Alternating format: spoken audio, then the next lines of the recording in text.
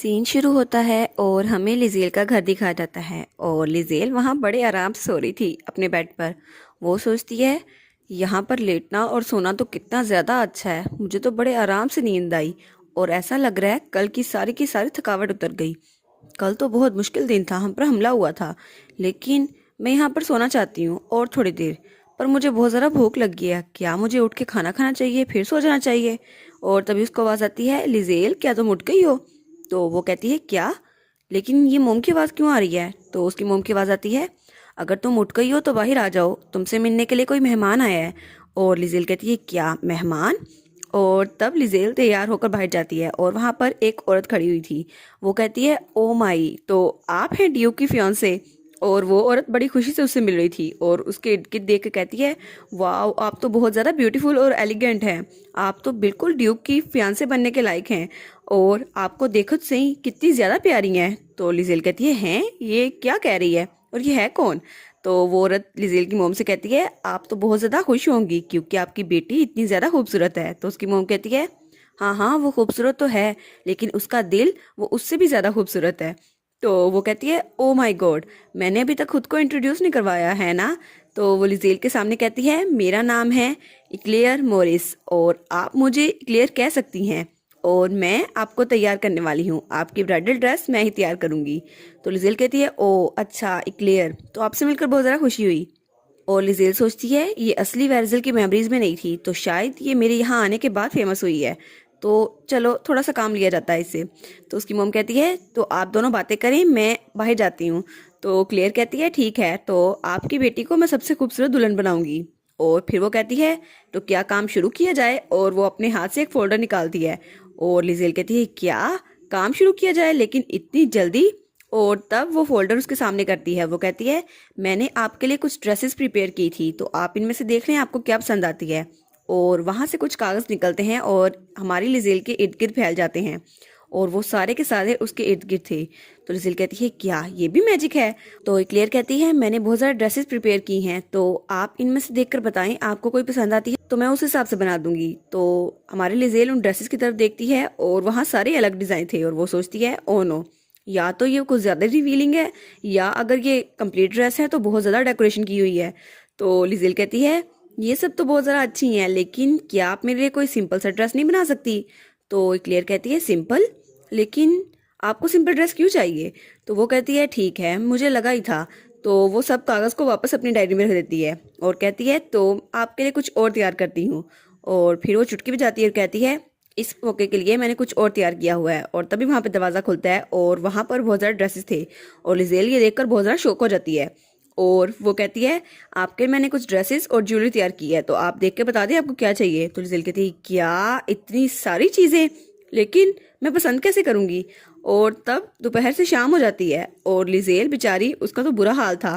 तो वो कहती है आप देखकर बता दें आपको क्या पसंद आई है, क्या अभी तक आपको कोई ड्रेस पसंद नहीं आई? और लिजेल सोचती है अगर मुझे पता होता इसमें इतना ज्यादा वक्त लग जाएगा तो कम से कम मैं खाना तो खा लेती, मेरा तो भूख से बुरा हाल है और अब मैं इसको भी वापस नहीं भेज सकती।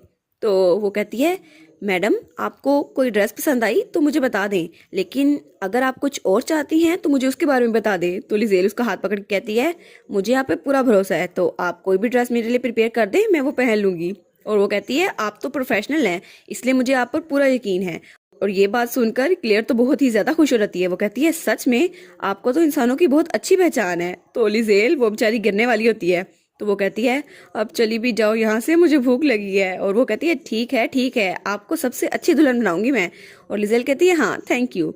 तो वो कहती है आप कुछ दिनों बाद पार्टी में जाने वाली हैं है ना? तो क्या आपने उसके लिए ड्रेस प्रिपेयर कर ली है, वरना मैं आपके लिए प्रिपेयर कर दूं? तो लिजेल कहती है नहीं नहीं, उसकी मैंने तैयारी कर ली है। तो वो कहती है क्या आपने गिफ्ट प्रिपेयर कर लिया? तो लिजेल कहती है नहीं, वो तो अभी तक तैयार नहीं किया। तो वो ज्वेलरी में से कुछ निकालती है और उसमें एक डब्बी थी, रेड फ्लावर की कोई ऑर्नामेंट रखी हुई थी। तो वो कहती है आप इसे गिफ्ट के तौर पे दे सकती हैं, वैसे भी मिस सलोनी वो कमिंग ऑफ एज आने वाली हैं, तो फ्लावर गिफ्ट के तौर पे देना ये तो बहुत ज़्यादा कॉमन है, तो आप ये उन्हें देख सकती हैं। और लिजेल कहती है क्या सच में? तो ठीक है, मैं यही उन्हें दूंगी। तो क्लेयर कहती है फिर मैं चलती हूँ और आपका ड्रेस वो जल्दी प्रिपेयर हो जाएगा। तो लिजेल कहती है क्या सच में? लेकिन मैंने अभी तक गिफ्ट के पैसे नहीं दिए। तो वो कहती है नहीं नहीं, इसकी जरूरत नहीं है, वो फ्री है। तो लिजेल कहती है सच में, लेकिन क्यों? और फिर सीन चेंज होता है और हमें ड्यूक का मेंशन दिखाया जाता है और क्लियर हमारे ड्यूक को सारी बातें बता रही थी और वो कहती है ये ड्रेस, मुझे लगता है मिस लिजेल पे ये ड्रेस बहुत ज़्यादा सूट करेगा। तो ड्यूक कहता है ओ अच्छा, लेकिन वो कहता है ये ड्रेस कुछ ज़्यादा ही सिंपल नहीं है क्या, इस पे कुछ डेकोरेशन नहीं होने वाली। तो क्लियर कहती है हाँ इस पे डेकोरेशन तो हम बाद में कर देंगे, ये अभी तक कंप्लीट नहीं है, लेकिन उसके लिए बहुत ज़्यादा जेम्स लगेंगे, तो आप बता दें आपका बजट कितना है वरना हम उस हिसाब से कर लें। तो ड्यूक कहता है क्या बजट, तो वो कहती है ओ नो, ड्यूक तो बहुत ज़्यादा कोल्ड ब्लडेड मशहूर था, क्या मैंने बजट की बात करके गुस्सा दिला दिया, मुझे ऐसी बात नहीं करनी चाहिए थी, मुझे फॉर्मल रहना चाहिए था, कैजुअल नहीं होना चाहिए था। तो ड्यूक कहता है बजट जैसी कोई चीज़ नहीं है। तो क्लियर कहती है क्या, माफ़ कीजिएगा लेकिन क्या, मैं समझी नहीं। तो ड्यूक कहता है मेरे लिए बजट जैसी कोई भी चीज़ नहीं है, और मेरी ब्राइड जैसे चाहती है उसके लिए वैसे ड्रेस तैयार करो, और बजट जितना मर्जी रख लो, मुझे कोई मसला नहीं होगा, लेकिन लिजेल वो सबसे ज़्यादा खूबसूरत लगनी चाहिए और उसका वेडिंग ड्रेस वो परफेक्ट होना चाहिए। लिजेल तो कुछ भी पहन ले उस पर सूट करेगा, वो तो है ही बेस्ट हमारी लिजेल। फिर सीन चेंज होता है और हमें अगले दिन का सीन दिखाया जाता है और लिजेल का घर, और लिजेल वो कपड़े बदल रही थी। तो वो कहती है ये सब कुछ इतना ज़्यादा क्यों है, और ये ज्वेलरी ये मुझे फिट क्यों नहीं आ रही, मुझे कुछ और ट्राई करना होगा। और वो बहुत मेहनत से तैयारी करी थी। तो उसकी मदर वो बाहर से दरवाज़ा नॉक करते हुए कहती है लिजेल क्या तुम तैयार हो गई, ड्यूक आ गए हैं। तो वो कहती है बस थोड़ी देर और सब्र कर ले मॉम। और वो ड्यूक के पास जाती हैं और कहती है आपको थोड़ी देर और इंतज़ार करना होगा, लिजेल को तैयार होने में थोड़ा टाइम लगेगा। तो ड्यूक कहता है कोई बात नहीं, मैं इंतज़ार कर लूँगा। तो उसका डैड मजाक करते हुए कहता है वैसे मुझे तो नहीं लगा था वो इतना ज़्यादा तैयार होगी, लेकिन लड़कियों को तैयार होने में टाइम तो लगता है, स्पेशली अपने फियांसे के लिए जब वो डेट पे जा रही हो। तो लिजेल वहाँ पर आती है और कहती है डेट, हम लोग डेट पे नहीं जा रहे, हम लोग पार्टी पे जा रहे हैं। और तब उसका डैड कहता है ओ तुम आ गई। और ड्यूक उसको देखता है और लिजेल उसके सामने झुकते हुए कहती है मुझे माफ़ कीजिएगा ड्यूक, मुझे देर हो गई। और लिजेल उस ग्रीन ड्रेस में बहुत ही ज़्यादा प्यारी लग रही थी, और उसका हेयर स्टाइल सिंपल था लेकिन कितना क्यूट है। और ड्यूक कहता है कोई बात नहीं माई लेडी। और फिर वो अपना हाथ आगे बढ़ाते हुए कहता है क्या अब हम चलें। तो लिजेल अपना हाथ आगे बढ़ाती है और कहती है हाँ ज़रूर। और मुझे इनका हाइट डिफरेंस बहुत ज़्यादा क्यूट लगता है। और फिर वो लोग बाहर थे और बग्गी के पास खड़े थे, तो लिजेल के मॉम डैड भी वहीं पर थे। तो लिजेल का डैड कहता है तुम दोनों आराम से जाना, और उसकी मॉम कहती है हाँ खैर से जाना और आराम से वापस आना। तो वो दोनों कहते हैं हाँ हम ऐसा ही करेंगे। और लिजेल का डैड कहता है और तुम भी सन इन ला, मैं उम्मीद करता हूँ तुम भी आराम से जाओगे। तो वो भी कहता है हाँ हाँ फादर इन ला, जैसा आप कहें। तो लिजेल सोचती है ड्यूक ने मेरे फादर पे कौन सा जादू कर दिया है, वो तो इनके फैन होकर रह गए हैं। तो ड्यूक कहता है माय लेडी क्या अब हम चलें। तो लिजेल कहती है हाँ। और लिजेल सोचती है मैंने तो आज बहुत ही ज़्यादा मेकअप कर लिया है, सबको लगता होगा मैंने बहुत ज़्यादा एफर्ट्स पुट किए हैं, लेकिन मैं ड्यूक को ऐसे नहीं छोड़ सकती थी, वरना लोग उनका मजाक उड़ाते हैं कि उनकी फियांसी ऐसी है। तो ड्यूक दरवाज़ा खोलते हुए कहता है आज का दिन हमें थोड़ी ज़्यादा एक्टिंग करनी होगी। तो लिजेल कहती है हाँ मैं भी ऐसा ही करूँगी। और तब वो ड्यूक को देखती है तो वो भी बहुत ही ज़्यादा हैंडसम लग रहा था। और फिर वो सोचती है ओ नो, ड्यूक तो दिन के वक्त भी चमक रहे हैं और रात के वक्त भी, अब तो शाम होने वाली है लेकिन इनके चेहरे से तो रोशनियां फूट रही हैं। तो ड्यूक उसकी तरफ देख के कहता है क्या मेरे चेहरे पे कुछ लगा हुआ है। तो लिजेल कहती है नहीं ऐसा तो कुछ नहीं है। और तब वो ड्यूक के हाथ पर देखती है जहाँ पे पट्टी नहीं थी, तो वो कहती है ओ ड्यूक क्या आपने पट्टी हटा दी। तो ड्यूक कहता है हाँ। तो लिजेल कहती है क्या आपका घाव ठीक हो गया, क्या अब जख्म नहीं है। और वो कहती है मुझे चेक करने दे, और ड्यूक का हाथ पकड़ लेती है और वो कहती है वाह यहाँ पर तो बिल्कुल भी चोट का निशान नहीं है। तो ड्यूक कहता है हाँ मैंने हीलिंग पोशन यूज़ किया था। तो लिजेल कहती है ओ ये तो बहुत ज़रा अच्छा हुआ, मैं बहुत ज़रा फिक्रमंद थी। तो ड्यूक बहुत ज़्यादा स्माइल करता है, उसकी तरफ देखता है और वो कहता है मैं बहुत ज़्यादा खुश हूँ कि आप मेरे लिए फिक्रमंद थी। और लिजेल वो बेचारी हिचकिचाते हुए कहती है हाँ हाँ मैं फिक्रमंद थी, आपके लिए मुझे टेंशन हो रही थी। और दूसरा मुंह कर लेती है और ड्यूक वो तो बड़े प्यार से देख रहा था उसको। तो वो कहती है ठीक है अब हम चलते हैं, बग्गी में बैठते हैं। और थोड़ी देर बाद वो बग्गी में थे और बग्गी रास्ते में थी। और लिजेल सोचती है ये कितना ज़रा ऑकवर्ड हो गया है, मुझे उसको पहले हाथ पकड़ना ही नहीं चाहिए था। तब ड्यूक कहता है माय लेडी। तो लिजेल कहती है जी। तो ड्यूक कहता है क्या मुझे आपका हाथ मिल सकता है, आपका लेफ्ट हैंड। तो लिजेल कहती है माफ़ कीजिएगा लेकिन वो क्यों, और अपना हाथ आगे बढ़ाती है। तो ड्यूक उसका हाथ पकड़ता है और लिजेल जब देखती है तो उसने उस पर डायमंड रिंग पहना दी थी। वो कहती है वाह ये तो डायमंड रिंग है। तो ड्यूक कहता है ये इंगेजमेंट रिंग है। तो लिजेल कहती है इंगेजमेंट रिंग।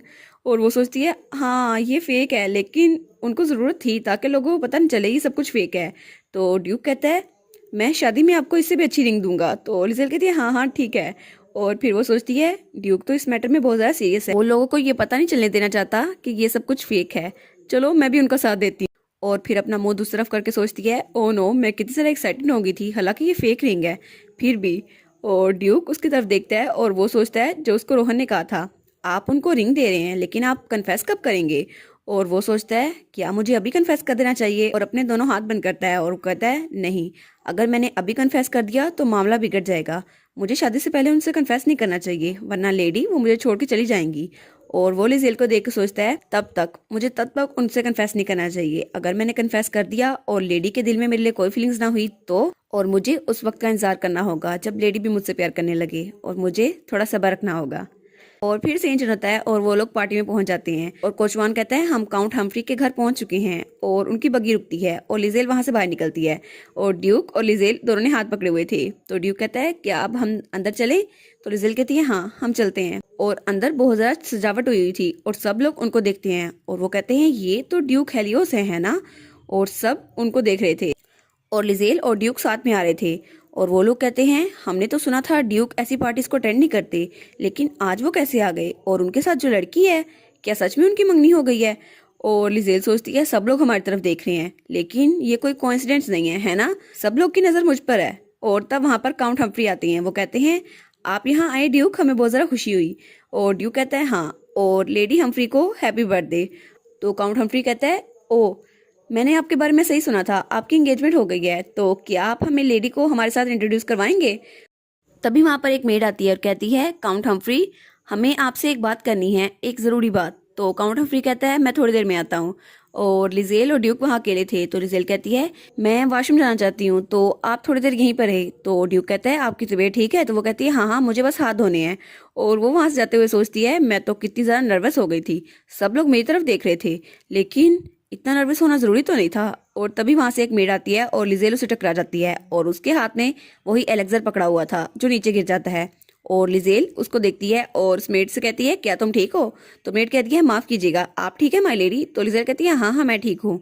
तभी वहाँ पीछे से सलोनी आती है। वो कहती है बेसिला तुम यहाँ पे क्या कर रही हो? अपने कमरे में जाओ और वो काम करो जो मैं तुम्हें कहा था। तो वो कहती है जी जी, और एलेक्जर को पकड़ के वहाँ से चली जाती है। तो सलोनी कहती है आप वही लेडी होगी ना जो ड्यूक के साथ आई हैं? तो लिजेल कहती है जी। तो सलोनी कहती है ओह ये तो बहुत ज़रा अच्छी बात है, तो मुझसे मिलिए, मेरा नाम है सलोनी हेम्फ्री और आज मेरी ही बर्थडे सेलिब्रेशन है। ओ सलोनी तुम ब्लू ड्रेस में प्यारी तो लग रही हो, लेकिन हमारी लिजेल की बात ही अलग है, और ड्यूक तुम्हारी तरफ तो देखेगा भी नहीं, वो तो हमारी लिजेल पे फिदा है। और इसी के साथ ये वाला पार्ट यहाँ पर ख़त्म। तो आप लोग बताइएगा आपको ये पार्ट कैसा लगा।